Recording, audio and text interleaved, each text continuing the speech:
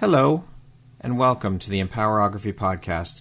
This is a platform created for women's voices to be heard and a place to share their stories, journeys, and successes with the world for the purpose of helping other women who might be on similar journeys. We are empowering women one episode at a time. I'm your host, Brad Walsh, so kick back, grab one of your favorite beverages, and enjoy the stories.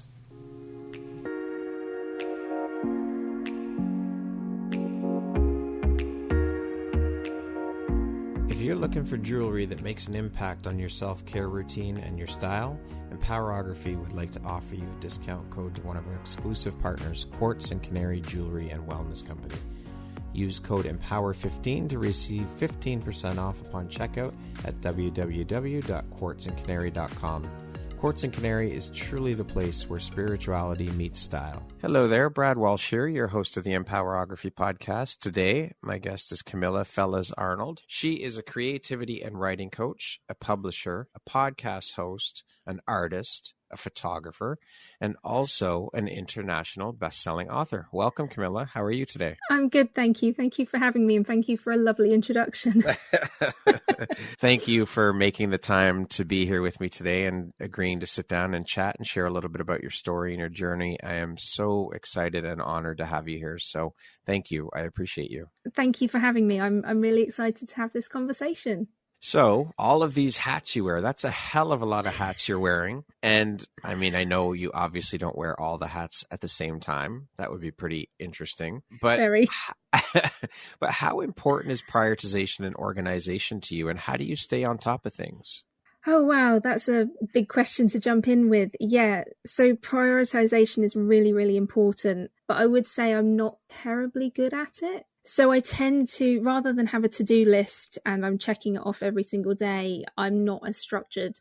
I tend to go with how I'm feeling. And I like to kind of map out what I'm doing for a day. So if I've got my podcast head on, I'm working on that particular day rather than sort of flitting between different things. Although I do like the variety, it's so much easier for me to get more done when I'm focused on that one thing. However, I don't sit there and have my week structured that every certain Tuesday I'm doing this particular project or, Wednesdays mornings are for this or whatever. I let it flow. But once I've kind of set what I'm doing for the day, that tends to be the topic that I dive into. And I just find that works for me. Maybe it's the creativity in me that, we can't be too structured. Yes. But, I found a system that works for me. Now, I'm very curious, you being obviously a serial entrepreneur and wearing so many hats, wearing all the hats you do you have a morning routine then, since we're talking about how creatives are usually not so structured? Do you have a morning routine? And if so, what does that look like?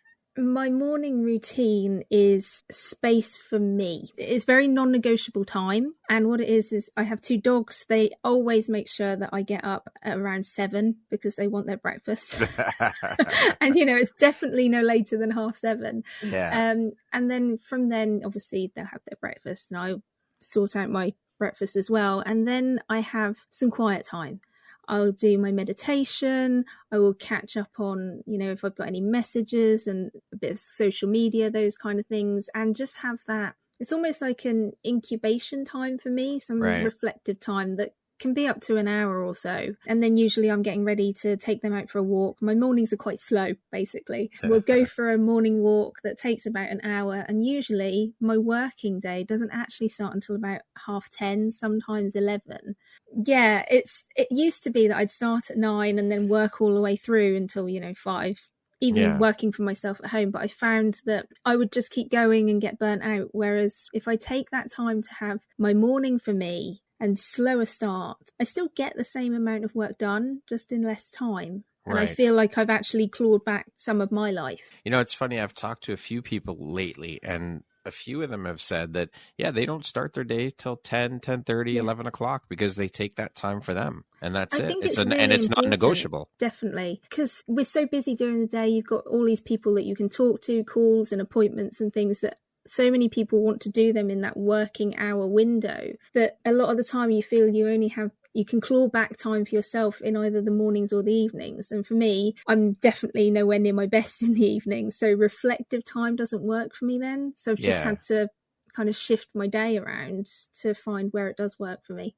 Well, good for you for doing it. I think we as humans need to do that more often. Definitely. I mean, it's so difficult. We're in this world where we've got all this structure and people think, you know, you get up, you get ready for work, it's 9 to 5 and everyone has to do the same thing. But that cookie cutter approach really doesn't work for everyone. Yeah. And I think people are starting to wake up to that now and realize, actually, this isn't working for me. It's not making me happy. What can I do to make it work for me? Because, you know what, otherwise what's the point? That's when we get burnt out, depressed, exhausted, and just unhappy with life. Yeah, I think it's really important that people are finding their own routines and clawing back that me time. Definitely. Yeah, there has definitely been a shift, absolutely, and it's great to see that people are starting to, I'll use that word, awake and and shift.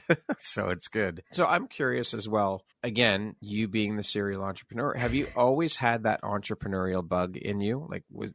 And if so, where do you think that comes from? I think I have. So my dad, he was the first person I thought of. He's always had tons of ideas, kind of had that business head. And I suppose when I was younger and, you know, as a teenager, he'd talk to me and it kind of gave me that idea that maybe one day I could be my own boss. And I loved the idea as I was school and college and university of having my own business at some point. But I think originally I didn't think that I would do it straight away, that I would maybe work for some companies and eventually move into having my own business. But what happened was I did my Masters of Arts and we started the course. And then what came up is an opportunity to do an internship at a local media agency. And they said, you can do it alongside your Masters, you know, because I was only doing like 1 or 2 days a week in university, so you can fit it in. So I thought, okay, let's do that. Fantastic. And I started and I hated it.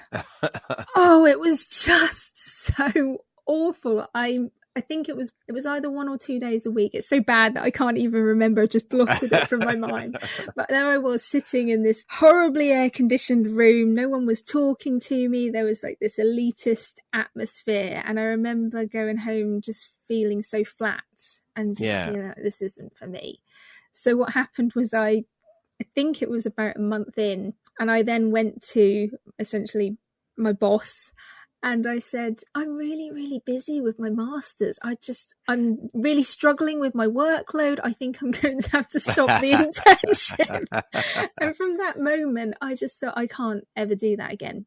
I can't ever go back and work for someone else. It's really not for me. And I didn't know what else to do. University had kind of pushed us along this idea of move to London, work at a big design agency. I'd even had some interviews with some of the big London publishers. And there wasn't really the support for the people who didn't want to do that. So I kind of had to figure out being my own boss and freelancing, etc., on my own. But I just knew that the other option wasn't going to cut it for me. So the other option was not an option. Yeah, basically, it suddenly became just not a choice. It was clear cut. I can't work for anyone else but myself. I'll have to figure it out.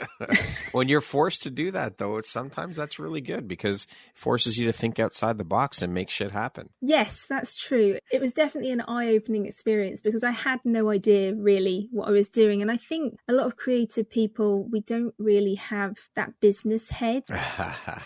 Well, I've definitely found that in my experience that, you know, it just doesn't come as naturally to me. So I really did have to learn, and still learning. You know, it's still a process of refinement, but in those early days I felt a little bit like a headless chicken wandering around wondering what I was doing. Mine too. I'm of the same mind, and that's great that you brought that up because I wanted to talk about that and the fact that I think you could probably say this is probably, I mean, I'm casting a wide net here, but I think that a lot of creatives think that way. It's like we would rather just create and fuck the business stuff. I don't want to deal with it. I just want to focus on my creative projects. I just want to work over here. Someone else can deal with the business stuff. And that's what we have a hard time, at least I found in my experience as well. When I first jumped into entrepreneurship as a photographer, it's like, I don't want to deal with the business shit. Forget it. I don't care. But I mean, you have to, you have no choice. Yeah, this is the frustrating thing about it. We're kind of forced to, because we don't have, so many of us are starting these creative careers on a shoestring. We don't have the budget to outsource, and yet we know that outsourcing some of this stuff, so, you know, I give someone else that and I stay in my zone of genius, that would make the business go, it would make the business grow and flow, and yet we can't access it. So we're kind of stuck in this perpetual loop of struggling. It's really frustrating. It really is hard. It is. I've always found that interesting, though. When I talk to creatives, I try and pose that question if I can remember to when we're having our conversation. So I'm curious, what drives, motivates, and inspires you to keep going and to keep pushing and excelling at all that you do, Camilla? Oh, that's a really good question. I think I just can't help it. It's one of those things that if I don't like where I am, if I feel stuck, then the worst thing for me to do would be to stay there. I have to keep moving. I'm always striving towards something more because I've spent a lot of years suffering and struggling with episodes of depression, and I really didn't want to stay there. I didn't want that to be the story of my life. You know, I remember, I haven't ever really told anyone this, but I can't believe I'm saying it, but here we go. Some honest talk here. Roll with it. When I was younger, sort of late teens, I used to, you know how you'd have your birthday wish, blow out your candles. I just used to wish to be happy. That's how bad it got at some points. And so for me, the inspiration and the motivation to keep going is just, I don't want to go back to feeling like that and having to use a birthday wish on wishing to be happy. I want to create that for my life now. You know, I have 2 dogs. I want to give them the best, most exciting life possible.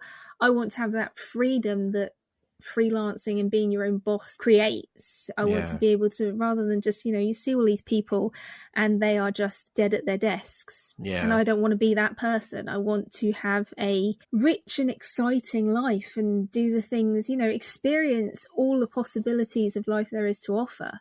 And I think it's really that just motivates me to keep going. And in terms of inspiration, I tend to go back to the people and the things like my dogs that I love. They tend to inspire me, particularly my dogs. They're always full of inspiration for me. But the other big inspiration for me is nature. Very much an outside earth girl. And that's where my ideas come from. I think the fluidity of nature and how it's always changing and evolving, for me, it's very much like the creative process. And it reminds me of our impermanence on this planet. So that's the inspiration to keep evolving and moving myself rather than stay stuck, essentially. Well, it's like us. I mean, we're always and ever evolving and changing as well. So absolutely. Yeah, I think that's really important because a lot of people don't think that we can change and evolve. But if there's one thing I've learned, actually, you absolutely can change. You can grow as a person. It's more about giving yourself permission to do so.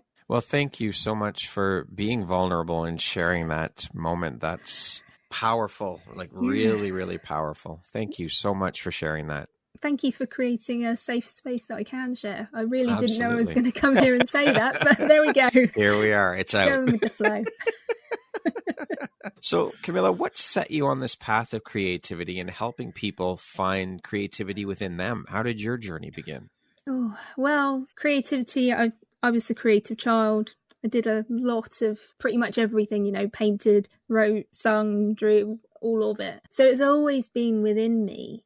But in terms of helping other people, because I spent quite a lot of years just doing design work and freelancing and photography. It's only been in the last few years that it's become more of an outward helping people. Because what happened is I set up my own publishing company, and it was mainly focused on the production side of the books, so the design and the formatting and actually publishing them. But I got people coming to me saying, I need help with the writing, I'm stuck here. And I had my own hang-ups about being a writer. So I was struggling to help them, and I took on a coaching qualification in order to help these people better. But what it opened up, because obviously through the coaching qualification, it was an ILM one, so you had to do like 60 hours of coaching for your portfolio, blah, blah, blah. So I'm getting all these different people to do my coaching hours. And suddenly I realised that that's the thing that it really lit me up. Just helping people, seeing them achieve their goals, their creative goals, or sometimes it was business goals, whatever it was, there was something in that just kind of lit this fire. And I started to realize that I actually had a flair for it. So it sort of took on a life of its own and just started snowballing, as it were, that actually this feels like it could be maybe a purpose, a soul purpose. It just sort of ignited that spark of, I wasn't just here to put beautiful things out into the world, but to help other people create and make and put beautiful things out into the world as well. And that it added a richness to my story. Yeah. That I don't think I would have had I just continued on the path of being a freelancer or designer, photographer, etc. It's funny the paths that our lives take us. And I know, we end up in places that we never thought we'd be, you know. It's so amazing. You never know what is going to turn you, what is going to be that turning point in life that's going to shift something massive for you. It's always so surprising when you look back in hindsight. But we also have to remember to be open to those opportunities when they present themselves. Definitely. Right? Yeah. That's beautiful. I love it. So keeping in the theme of creativity and the arts, what are your thoughts now on formal, because I know you've had this training, formal and educational training for the arts. Do you think it's absolutely necessary, or are you of the mind that, no, you don't need to have that classic or formal educational training to be an artist? I don't think you do. I went for it because I didn't know what else to do with my life, and I wanted to refine a very specific skill set. So I did go through doing a bachelor and masters of art. But I don't think you have to. I think creativity is one of those things that, as long as you give yourself permission to access it, because a lot of people have denied themselves permission, but giving yourself permission to even just try, that opens up the possibility that you can do it. And so it's one of those things, you can cultivate it. You can learn how to get better. You may not, be the next, classic painter, but everyone still has some kind of baseline talent and creativity that we can all access. So I don't think you need to. I mean, we've seen plenty of people throughout the years in all kinds of creative disciplines that make it, and they had no formal training at all. But they would just loved what they did. And I think it's that passion for what you do that carries you through.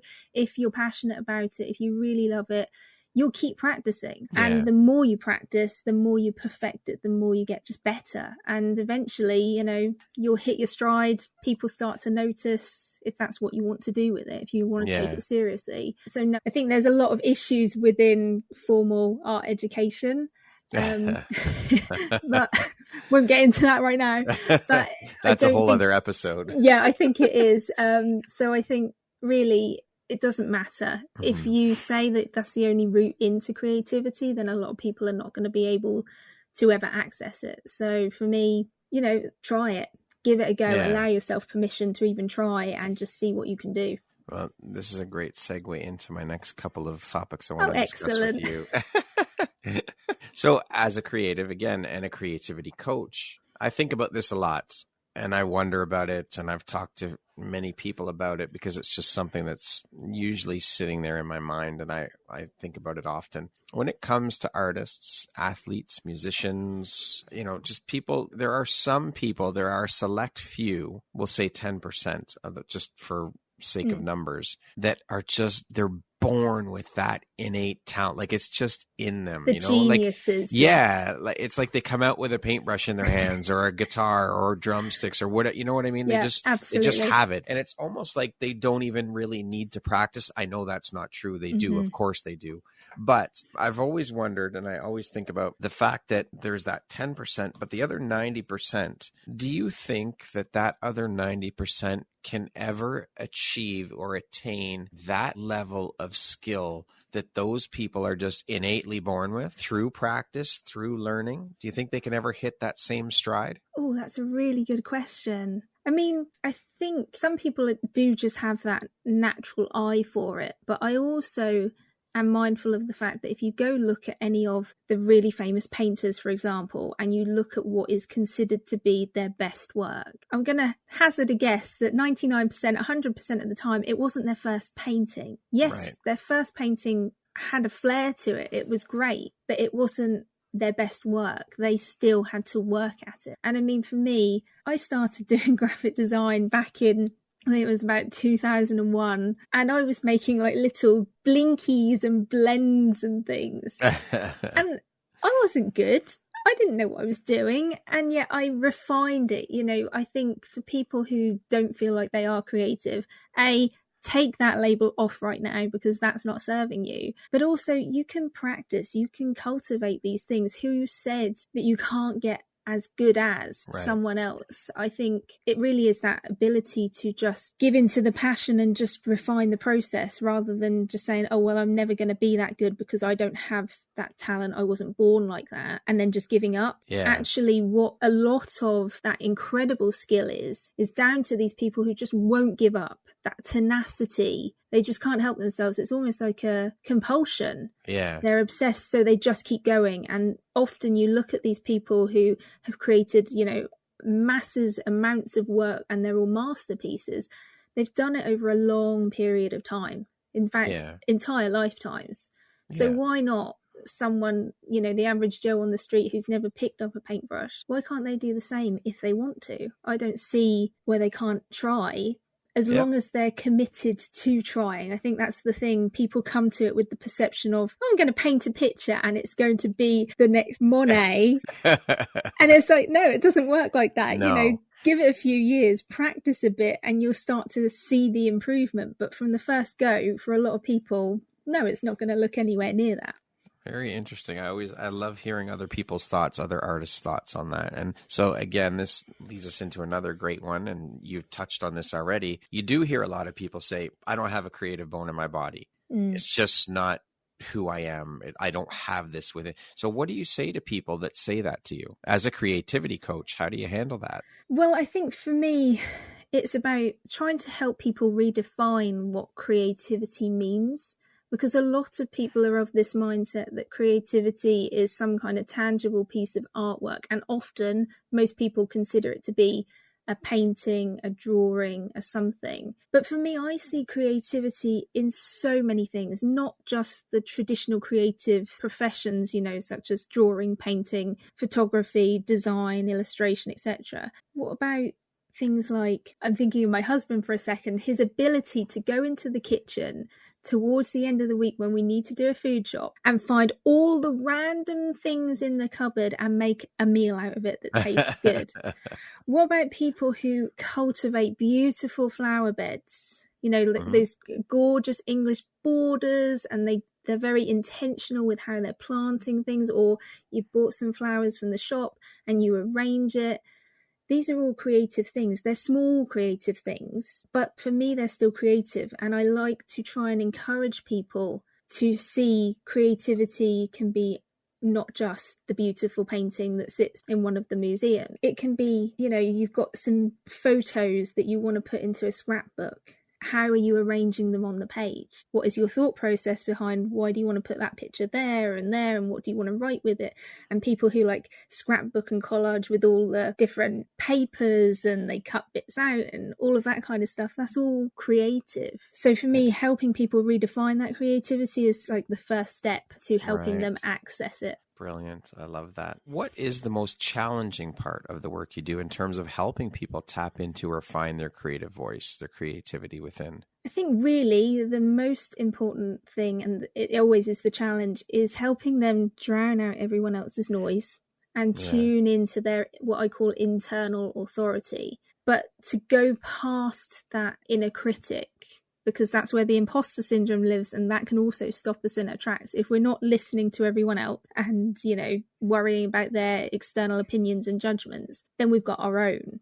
So it's kind of going beyond that, going deeper inwards and getting to that really silent essence of yourself where you feel the creativity, where it just kind of flows from you, through you, maybe. When you can get people to that state, which is really hard because imposter syndrome kicks up such a fuss. It really kicks back, it grips people so hard. But when they can get beyond that, that's where the magic happens. And sometimes you can just kind of get a little fleeting image of that. I mean, I was doing a collaging workshop and they had a playlist, an instrumental playlist that they got everyone to listen to while we were creating these collages. and it put you into such a meditative state that all of that noise just drowned out and it started to flow. So I experimented with this, and in my own work, in my own design things, I was using the same playlist, and I found that it really drowned out that noise, and the quality of the work that I was producing changed and improved as a result. So it just showed me the power of, you know, just getting rid of that monologue and the outside and internal monologues, both of them. When you get beyond that, like I said, there's the magic. That's where it happens. Yeah, that's not an easy task, though. That's for sure. No, it really isn't. And do you know what? It takes so long to help people work through and let go of these limiting beliefs, because you know what? They grip us tight. You know, the ego is there to try and keep us safe because it's trying to keep us in the comfort zone of what we know. Yeah. And the unknown is scary for a reason that, you know, we just don't know what's out there. But there's also where the growth happens, where the evolution happens. It's where all the creativity and the magic really lives. Yeah, so you've got to be able to not be afraid to take the leap and dive into it. For sure. I mean, the fact that we have to deal with the outer noise, the critics, the naysayers, the haters, all of that. But honestly, I mean, I think that if we can get past and clear that hurdle of the inner critic and the imposter syndrome, that outer noise, that's nothing compared to dealing with the insides. Yeah. So if you can get past the inner critic, you're laughing. You've got it made, because that other shit just falls away. It really does fall away. It really, really does, because then you know that you're the one with the authority. So who cares what anyone else thinks? That's right.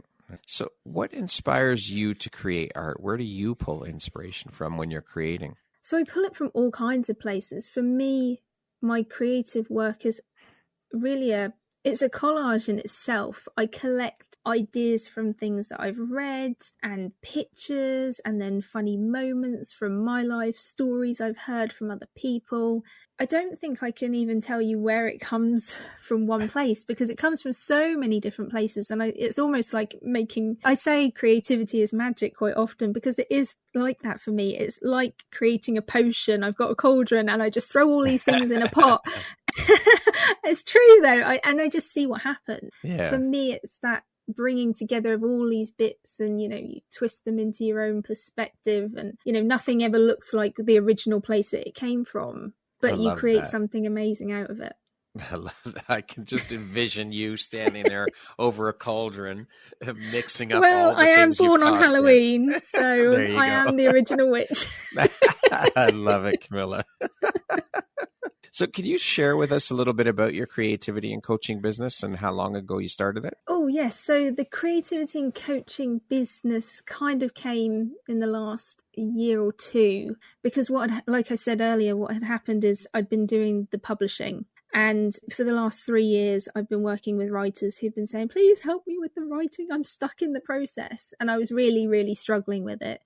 It got to, I think must have been halfway through 2020. And I just realized, you know what? I can't get them where they want to go, because I've got my own hang-ups about writing. And I was trying to do it in a mentoring capacity, but I didn't have enough writing experience to help them. So that's when I went and started a coaching qualification, January 2021. And from there, that's where the coaching side of the business has come in. And it was through doing the qualification that I realised it wasn't just writers I wanted to coach. It really was the entire breadth of creative people. You know, if you've got some kind of creative business, you want to reach your creative potential, it didn't really matter to me what your medium was, because for me, those things that we experience, those hang-ups, the imposter syndrome, etc., they're kind of universal. It doesn't matter whether you're a painter, a photographer, a writer, sculptor, everyone still struggles with those same things. So I just realised that would create variety for me. It would help so many more people, because although I do have a soft spot for the writers, I also do really enjoy very visual arts. I'm a visual person, so it's nice to be able to help as many people as possible and kind of,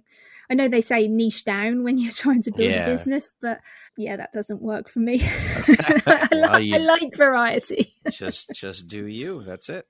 Yeah, I think that's really important. Yeah, for sure. Yeah. What is your favorite form or way of expressing your creativity? Or one of them anyways?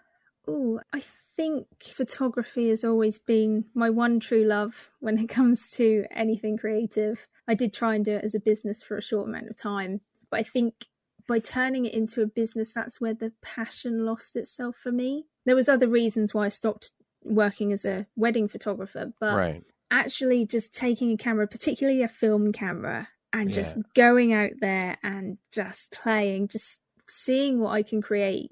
That's always been the thing that I love doing the most. Yeah, you know, it's funny. When I told people that I was going to leave corporate and jump into photography as a business, because I'd been shooting since I was in high school, I learned to shoot on film and develop my own images in the darkroom. Oh, people would be fantastic, like, isn't it? That right there, that process in the darkroom, that is magic. Yeah. Seeing those images they just jump come off the paper. Yeah, it's just absolutely. It's magic. Do you know what? It is. So my dad got me my first digital camera in the early 2000s, and it was a little tiny blue thing that sat on the palm of my hand. It had like literally just the shutter button and an on-off button, and that was it. And I was kind of in love with it from that moment. But when I got to college and they had a darkroom, it was magic. Just spent hours upon hours in there. And if I'm being honest, all of my other subjects kind of faded away. I didn't do as well at them as I could have, because it was just that darkroom. There's something about that process of you've got this blank piece of paper, you've exposed your picture onto it, and then you just see it form in front of your eyes. There's nothing like that feeling. Yeah, in the chemical bath, just seeing that image come to life. It's a magical process. But it really is. So when I was telling people, they're like, well, aren't you afraid that you're going to destroy what photography is to you by taking it on as a career? You know, I've heard so many people say, oh, when you do something you love and you turn it into a business, you end up hating it. It's like, that didn't happen for me. I still to this day love photography. That's my first, as you said, it's my first love. That's my first passion. It's an incredible art form. And it's just, no, I didn't experience that. I think that's really lucky. I wonder for me if it was because I went into a different kind of photography than what I really loved. Because I liked doing kind of nature and my pets and just kind of natural stuff. And then I jumped into wedding photography, which has got its own set of responsibilities and pressures. So I think that was probably the bit that made me enjoy it less. I would say that makes sense. I mean, because you're just jumping in, because now that it's a business, you got to make money. So you'll just do whatever you have to do within those parameters to make the money. Even if you don't, and there's that pressure. You can't experiment so much on a wedding day, because you've got to make sure that you capture those images for that couple. You only get one shot at the kiss and the ring exchange, etc. You can't just sort of stop the ceremony midway and say, hey, can you just do that bit again? I missed it. It doesn't work like that. You don't have that freedom of creativity. No, exactly. So I think that was the bit that sort of killed it for me. And it's been a struggle for me to get back into it. I haven't picked the camera up as much as I would like to in the years since I stopped being a wedding photographer. But it is always the thing that when I think about how I'd like to express my photography or my creativity, it's always photography I come back to. Well, then maybe you need to just grab your camera one day and just go out into nature and shoot what you love. Maybe I should. Just be in that. Just go with it and just let things unfold the way they're supposed to. Just take your camera and walk and see what you create. You might surprise yourself. So I know through previous conversation with you that you're very big on changing or challenging the narrative, on having to suffer to be a creative. That whole starving artist bullshit narrative that has been created and passed down through the generations of artists. Why is this mission of shifting or challenging that narrative so personally important to you? And what are some of the steps you're taking in order to flip that narrative? It's important to me personally because I've lived it myself. You know, as I've been using my coaching skills and building my business, I've come up against all of these same issues and realized that it's just shit. Why should we feel like that? The whole society and creative industries are geared towards not the success of the creator themselves. And well, what's the point in that? That's just stupid. It's for the enjoyment of everyone else, but at the detriment of us. And that really frustrates me. And originally I remember being in a conversation with someone and I said, this is something I want to challenge and I don't really know how I'm going to do it, but I want to challenge this and change this across the board for creative industries.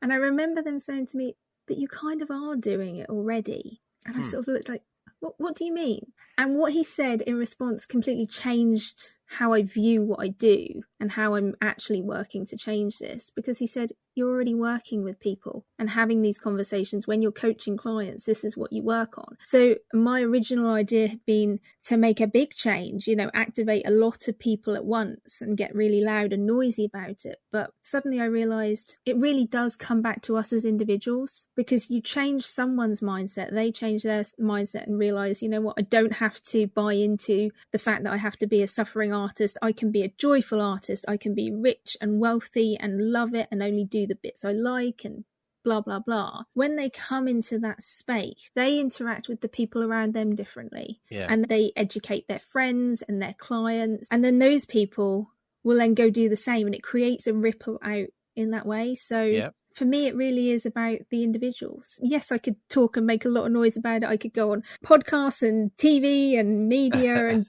talk about it till the cows come home. But really, if it's not affecting someone at an individual level, it's not going to change anything. So for me, I just come back to that, work with that coachee. Let's work on your mindset. Yeah. And let it ripple out. But so often you hear people say, well, what difference can I make? I'm just one person. And this exactly what you just described comes to mind. You can make a difference no matter how big or small. Absolutely. You can make a difference. It starts with you. It starts with one person. It does. Imagine if no one went out to vote one day. Yeah. It would only take one person to swing the vote. So we all think that we don't have the power, but we really do. When, you start to work on it for yourself, and then the person next to you is working on it as well, we do start to have more collective power than we realize. But you don't get that unless you work at it on an individual level first. 100%. So I'd like to talk a little bit about your writing now. Ooh, okay. Writing, has that always been something that was part of you or who you are? Or was this a fairly new path for you, the whole writing thing? And how did writing kind of transition into, if it happened this way for you, into starting a publishing company? So I think books and stories have always been my thing. I used to wake my mum up at like 5 a.m. saying, please read me a story. And she'd be reading it. And I'd say, no, you've got to do the voices, Mum. And then she'd finish the story. And I'd say, can we have another one, please? I was that kid. She called me a book monster because I just used to read so much. And I loved writing. But what happened was a relative came over one day. I think it was about 8. So, at that pivotal time where you're really starting to find yourself in the world. And I showed him a story, and it was an epic fantasy of 12 pages long. It was called The Princess and the Orb. I still remember even the little cover that I drew. And I showed it to him, and he read it, and he said, oh, well, it's not Lord of the Rings, is it? Wow. And see, epic fantasy, like Lord of the Rings, The Hobbit, etc., they were my thing. That magical world, I loved it. So when he said that, I was crushed, and I just didn't feel like I could write anymore. If I couldn't write that good, then what was the point in trying? Which I think is what led me to doing the design work. I could then design the books the stories lived in, but I didn't have to write them myself. So it was about 25 years up until where I am today, and I just didn't write a thing, social media posts, blog posts, etc., but nothing really truly creative, nothing really about myself. And because I had gone down this path of designing books, and that had led to setting up my publishing company, I realised that I couldn't keep going through life just helping the writers. At some point, they were going to say, well, what about you? What about your writing experience? Can you write? And I realised it was such a problem, and I wanted to address it. So I used my own coaching skills on myself, subconscious mindset tools, all of that kind of stuff. And I remember, I think it was sometime August 2021, the memory resurfaced of this comment that the relative made. And the feelings were as raw that day as they were the day the relative actually said them.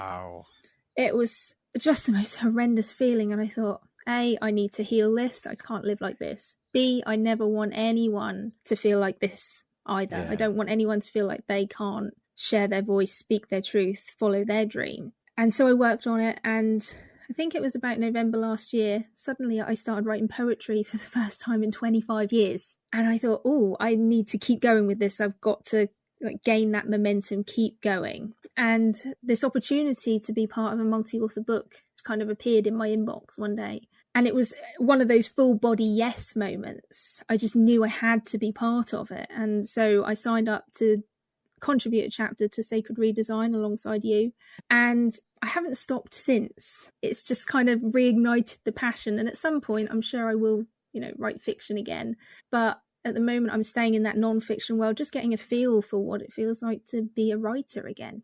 Get back into that, slip back into that persona, right? Yeah, it's definitely something that I'm feeling into. It's been kind of alien, but yeah, I can feel the passion really rising, and I can feel like those fiction ideas, they keep coming to me and sort of having a look like, are you ready to write about us yet? No, not quite yet. Not quite yet, but we're getting there. Stories aren't ready to come out yet. Yeah, I love absolutely. it. That's amazing. So can you share with us a little bit about the publishing company? Yeah, so it's called Takasia Publishing, and the name came up. It was basically letters from all the dogs I've had, because my dogs have always been a great inspiration in my life. So I took letters from their name and just made up a word. I didn't want to do like a pun on books for the name of the company. I didn't want to use my own name. So I just thought, yeah, let's make something up. Let's make something different. And it started in late 2019. Okay. And like I said, I started off doing author services. So, the book design, production, formatting, etc. And that was going well. But then what happened was I got these people saying, please help me with the writing process. And there we go. I've explained about how that kind of happened. Yeah. And it's now grown into, because I've had this multi-author experience, and I've also had a solo author experience because I've written my own book on archetypes this year. And Congratulations. Thank you. But this is the thing.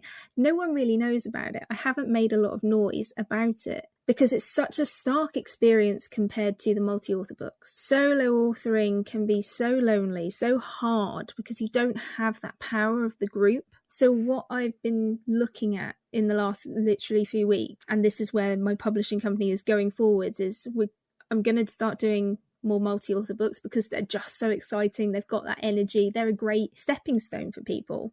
But also, how can I bring that experience, the best parts of multi-author books, into solo authoring to just make it easy? Because I've seen so many authors in the last 3 years struggle to get over the line with their books. And I myself, at some points, it felt like pulling teeth. And so that's where I'm going forwards of, bringing in more of that group experience into solo authoring, which I realise sounds a bit counterintuitive, but I'm quite excited to bring into the world what I've created here, because I think it's going to really revolutionise for entrepreneurs the solo author experience, because writers, like the fiction writers, they know what they're getting into. It's their full-time job. They have a different mindset when it comes to writing.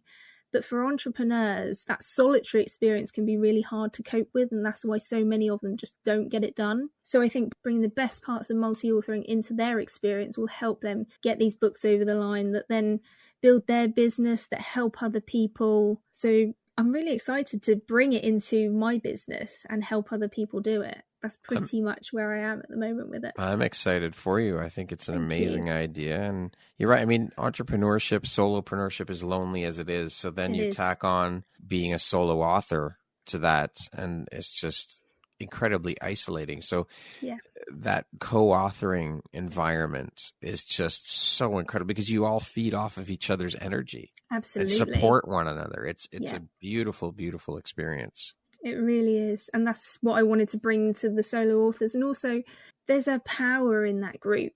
There's a power in that energy, particularly on like launch day. It's so exciting. Yeah. And I know for myself, when I launched my solo book and it was available to buy on Amazon, it didn't have that feeling at all. It wasn't exciting. It's just like, oh, it's there.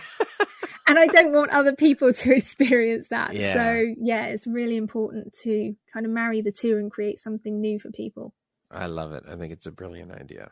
Thank you. As previously mentioned, you're also a podcast host. I am. Can you tell us a bit about your podcast, the title, subject matter? Is it interview style? Is it solo? Is it a mix? Tell us all about it. So it's kind of been born out of my trying to advocate for change in the creative industry. It's called Creative Power. And essentially it's an outlet for these things that I want to talk about, like, addressing the starving artist mentality. I have my thoughts on rewriting the hero's journey narrative. All of those kind of things are what I talk about to try and help people really achieve their creative potential, and also to have the conversations that people don't seem to be having in the creative world. I mean, I look at a lot of podcasts about creativity, and they're all talking about, oh, what to do when you're uninspired and those kind of things. It's not that I don't do any of those episodes, but I also want to get to those deeper issues. Yeah. And for the most part, it's been solo episodes. I do have an interview series that I'm doing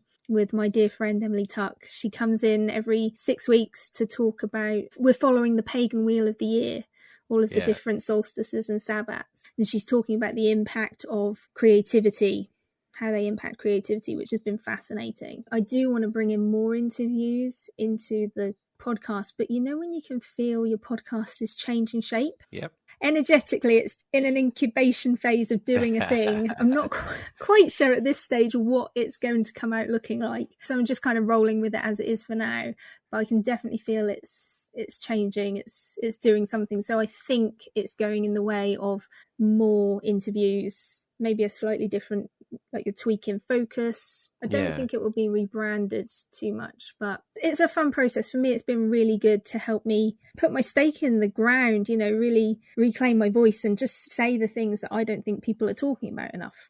It really is. It's a powerful platform. Yeah, it really is. Beautiful.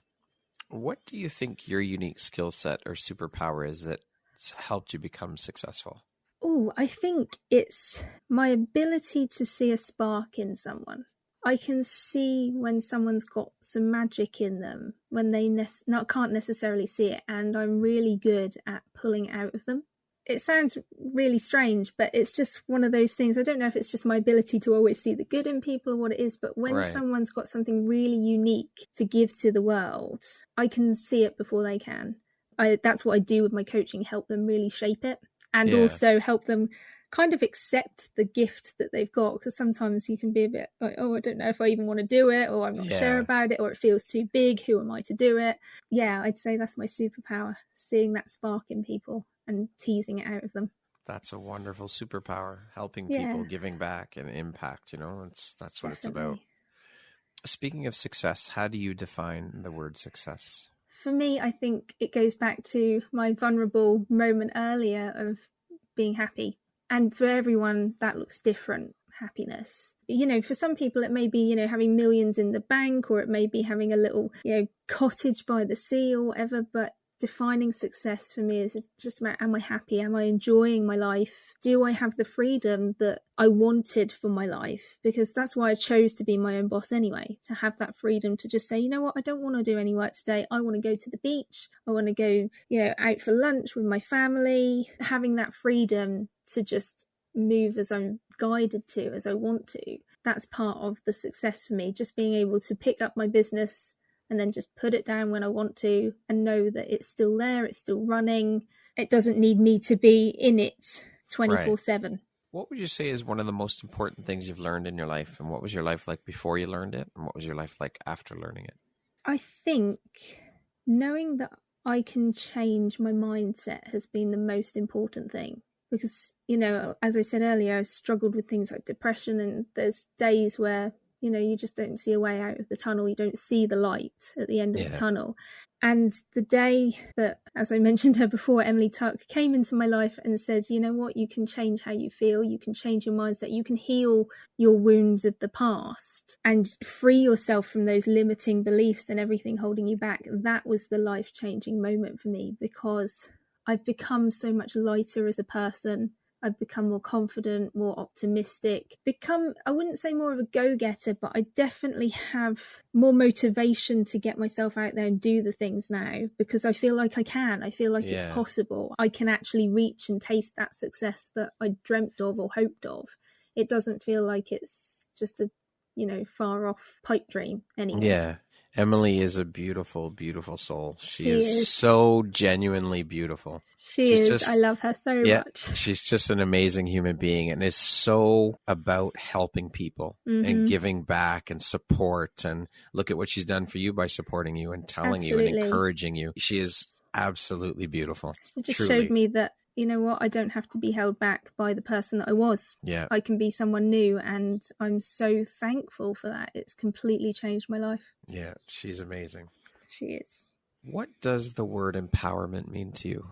I think it means, for me, freedom. Freedom to express myself and for other people to express themselves authentically, to be exactly who you are and not be afraid to say it or be it without, worrying about anyone else's opinions. I think that's what I would say empowerment is for me.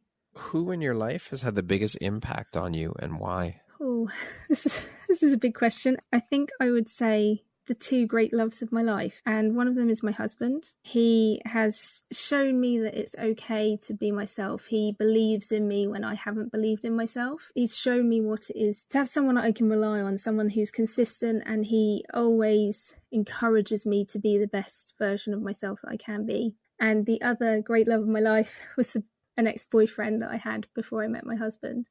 He held up a mirror to me and showed me the best and worst parts of myself, and I was afraid of them and found it hard to deal with, but it was actually really important for my growth. And he helped me access a new level of my creativity, which I didn't realise. And both of them have taught me, in like their presence and absence, unconditional love, which has been so important. That is, for sure. That's beautiful. Okay, we're going to jump into a little rapid fire section here. So the next grouping of questions just be 2, 3, 4 word answer type thing, okay? Yep. How would you describe yourself in one word? A dreamer. What was your dream job as a child? Writer. If you came with a warning label, what would yours say? I'm a catalyst. Only get to know me if you're okay with your world being turned upside down and inside out. No joke. All right. If you could teach the world one thing, what would it be? That you can let go of the suffering framework and that you can come from a space of joy and love. What's one thing you want but cannot buy with money? To have my soul tribe around me. What is your favorite word? Meraki. It's a Greek word that essentially means to pour a piece of your heart and soul into your creative works. Love that. Yeah, it's beautiful. Would you rather have more time or more money? Time. That concludes our rapid fire section. Now back to our regularly scheduled program. You did great. You did great. Thank you. Camilla, what is your why? I just love seeing people really find their spark. That when you have that feeling where you found your purpose and you're in flow, you achieve your dreams.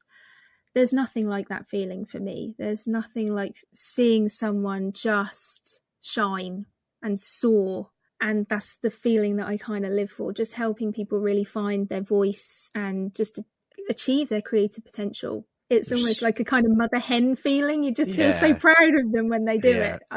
That's what I live for. There's so much power in that. Yeah. So much. If you had the opportunity to sit down and have a 1-hour conversation with one woman, any woman in the world, who would it be and why?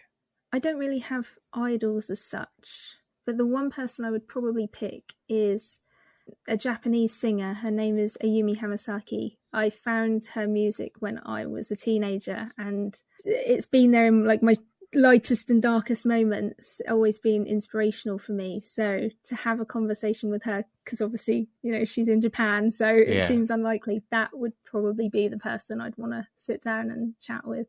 What's an unexpected blessing or occurrence in your life that you're grateful for? My nan died in 2017, and it was my nan dying that changed the course of my business and life, essentially, because a few months later I'd kind of been strong for everyone, strong for my mum, strong for my granddad.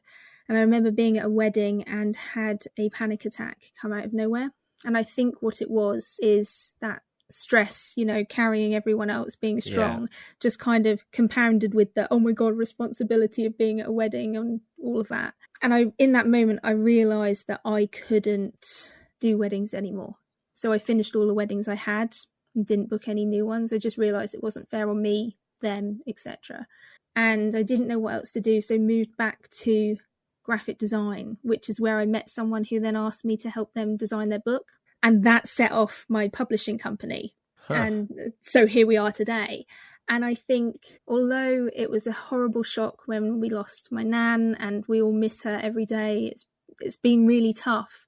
I think actually the blessing in her passing, was that it moved me into my soul purpose in a way that I could never have imagined. Because I honestly thought, when I was in my photography business, I thought, this is it for me. I thought I'd found my thing. I really did. Even though I was stressed on the actual wedding days, I still loved, the whole process on the whole, it was great.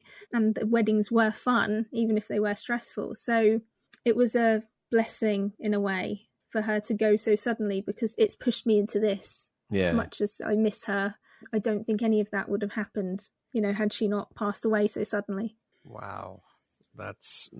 It's beautiful. Trying to find a silver lining in a horrible experience. You have to, right? You have to look for the silver lining in all the experiences that we go through in life. And you found yours.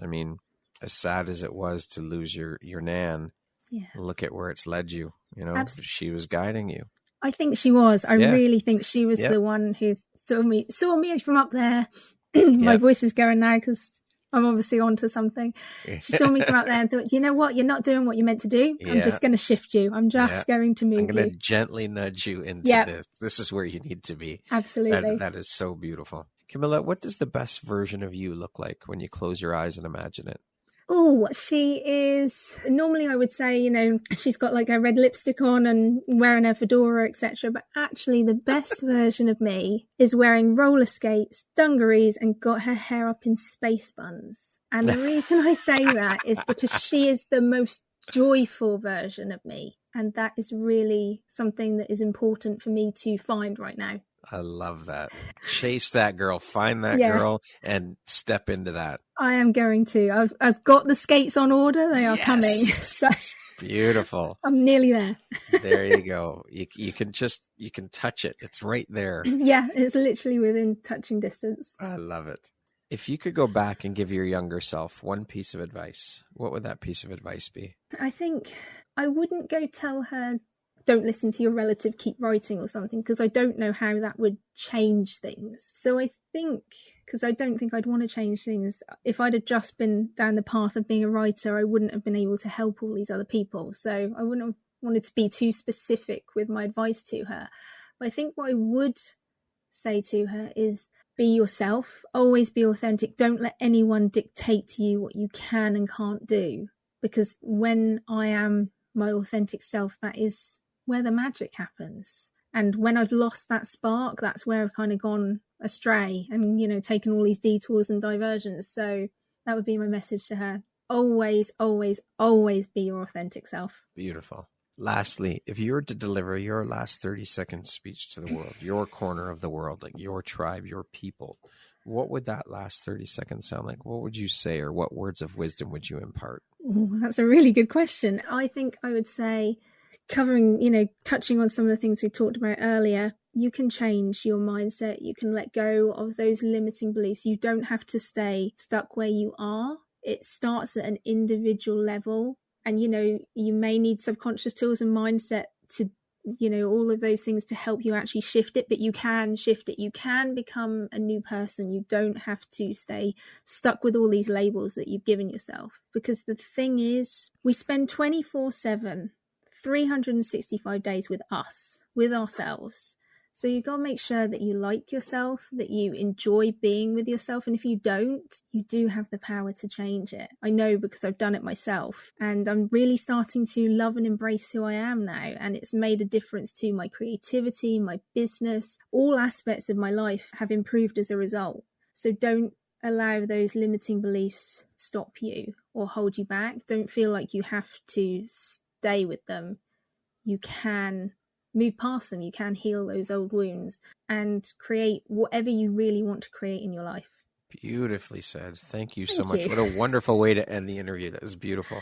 Camilla, thank you so much. I have so thoroughly enjoyed this conversation. We've gone in so many different directions, and it's just been a beautiful, beautiful flowing conversation. And I am so grateful that our paths crossed, and I am honored and excited to have you as a member of the Empowerography community. And this conversation has just been so inspiring for me. So thank you for sharing your story. Thank you for sharing your journey. Thank you for agreeing to be here and just be part of this. Honestly, it's been a pleasure. It really, really has. Truly has. I am so grateful for you. I appreciate you. Thank you. Once again, my name is Brad Walsh, host of your Empowerography podcast. Today, my guest has been Camilla Fellas Arnold. She is a creativity and writing coach, a publisher, podcast host, an artist, photographer, and graphic designer. Thank you so much, Camilla. I hope you have an amazing rest of the day. Thank you. You too.